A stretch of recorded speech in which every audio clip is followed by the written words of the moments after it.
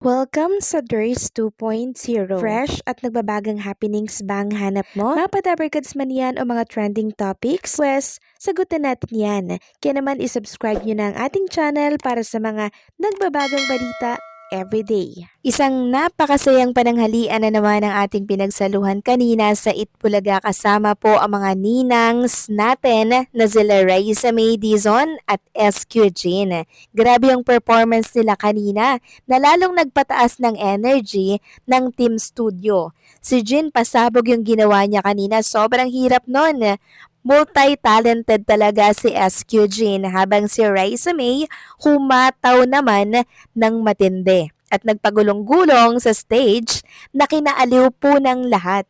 At sa mga nagtatanong kung bakit live na live daw po ang Itbulaga ngayong araw ng Martes, usually kasi mga Kadabarkads, pag Martes, pre-recorded ang Itbulaga at Miyerkules sila nagla-live. So, ang tingin ko dyan mga Kadabarkads ay nag-pre-recorded sila ng mga episode na ipapalabas nila sa araw ng Kapaskuhan kasi nga po mga Kadabarkads magbabakasyon ang mga Dabarkads natin. Kaya mas maaga na po nilang tinape ang mga episode ng Itbulaga. Samantalang ano-ano naman ang mga regalo ng mga ninangs natin ngayong araw ng Martes para kay Raisa May, isang sweatshirt and syempre dalawang tigda 10,000 ang mananalo mula yan sa Team Bahay. At mula naman sa Team Studio, ang regalo po ni SQ Jean ay isang sweatshirt, binagoongan po na homemade, and syempre karaoke at 5,000 pesos. Samantalang ipeplex ko naman sa inyo ang winner natin para sa mga ninong at ninang for December 15 from Daddy D po, 5K EB sweatshirt, and syempre 5 kilong siomay from Daddy D po yan. Ito po ay si Jill Ocampo ng Novaliches, Quezon City. And December 15 din, Marieta Catrice ng Calamba, Laguna, 5K, EB sweatshirt, bigas from June Rail. Grabe mga Kadabarkads, no? Talagang nagpapabaha po ang Itbulaga na mga papremyo at mga blessings ngayong Kapaskuhan. Talagang damang-dama po ang diwa ng Pasko. Samantalang kanina nga, live na binati po ni Bossing Vic Soto at ng mga Dabarkads natin si Roel Carino for winning Best New Male Artist in Aliw Awards 2025. And syempre, nakasama natin si Roel Carino ng live kanina. Congratulations again, Roel Carino. Deserve mo ang award na nakuha mo for Aliw Awards 2025. Samantalang dalawang Dabarkads naman po ang nagbabalik sa Itbulaga. Actually, nung nakaraan pa to, ngayon lang natin na i-topic mga Kadabarkads. Sino yung nagbabalik na yan? Walang iba kundi po si Ma'am Pauline Luna Soto and si Christine Hermosa. Para po yan sa pagpapromote ng Bonamin. Samantalang next topic naman tayo. Pag-usapan natin mga Kadabarkads ang tungkol nga dito sa naging epekto ng paghiwalay ng ABS-CBN sa TV5. Nakatulong nga kaya or hindi? Sabi kasi dito sa isang post, pagdagsa ng mga trabaho at proyekto sa TV5, aasahan dahil sa paghiwalay nito sa ABS-CBN Studios. Mabibigyan ng bagong sigla ang TV5 Network Inc. sa susunod na taon bunsod ng paghiwalay nito sa ABS-CBN Studios. Handa nang irampa at kasado na ang TV5 sa bago nilang mga programa. Asahan din ang pagdagsa ng mga bagong proyekto dahil sa mga bagong delikalibreng programa ng TV5 dahil sa bago nilang programa at produksyon. Asahan ang mga bagong likha na mga trabaho na tiyak na bubuhay muli sa mundo ng broadcasting sa bansa. Hindi lamang sa produksyon, maging ang nasa infrastruktura gaya ng mga technicians, engineers at mga fresh graduates ay makikinabang sa nasabing hiwalayan dahil sa walang tigil na expansion ng TV5 para maihatid nito ang kanilang mga programa saan mang sulok ng bansa. Hatid ng kanilang brand new powerful solid-state transmitters, antenna system at broadcast facilities. Magiging hudyat din ito ng pagpapalakas ng kanilang regional presence upang magtatag ng regional stations sa buong bansa na may kakayahang mag-produce din ng regional content. Inaasahan ding ang pagpapalawig at pagtatatag ng iba't ibang platforms online at maging ang international expansion nito para maabot ang bawat Pilipino abroad.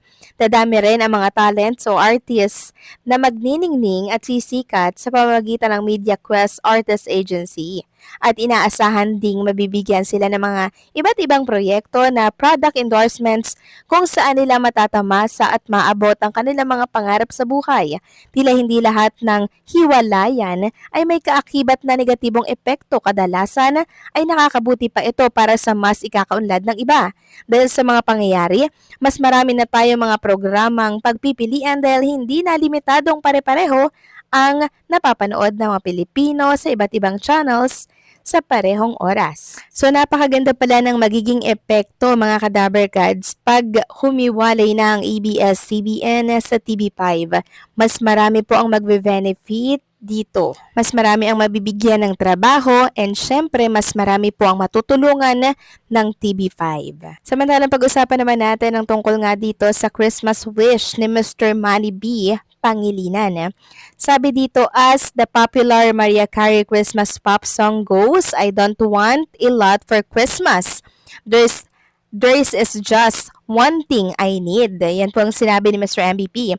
But what does a 79-year-old icon who leads one of the biggest and most diversified conglomerates in the country actually want this Christmas? For business titan and Metro Pacific Investment Corp, Chairman Manuel Pangilinan, who apparently has it all, there is one currently at the top of his wish list. Sabi niya, for Christmas, I wish the profits of PLDT would be up this year compared to last year. It's a bit of struggle, Pangilinan told the Star.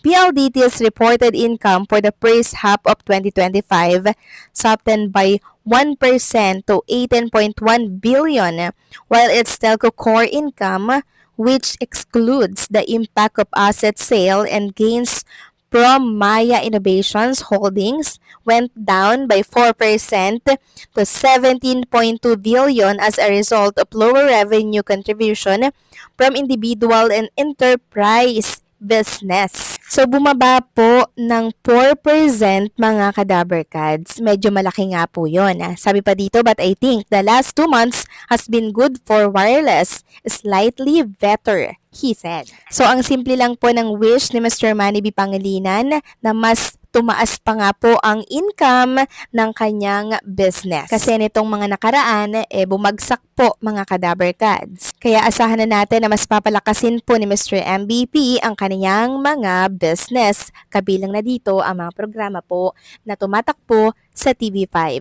Samantalang usapang Anjo Eliana naman tayo. Pag-usapan natin ang bagong video po na inilabas ni Mr. Anjo Eliana na kung saan mababakas at mababanaag natin sa kanya mga statement na takot na po siya sa mga kasong pwedeng isampa sa kanya ng TBJ at ng mga Daber Cads natin. Tila baga maamong tupa na si Mr. Anjo Eliana at kulang na lamang po ay lumuhod para siya ay mapatawad ng TBJ. Dahil nga po kasado na ang mga kasong isasampa sa kanya at possible na pakatapos ng Pasko or bagong taon, ilalabas ang pasabog kay Anjo. Lagi ko nga pong paalala mga Kadaber Cads, ginusto mo yan kaya harapin mo yan. So paano mga Kadaber Cads, hanggang dito na lamang po ang update natin at maraming salamat sa patuloy na pagsuporta.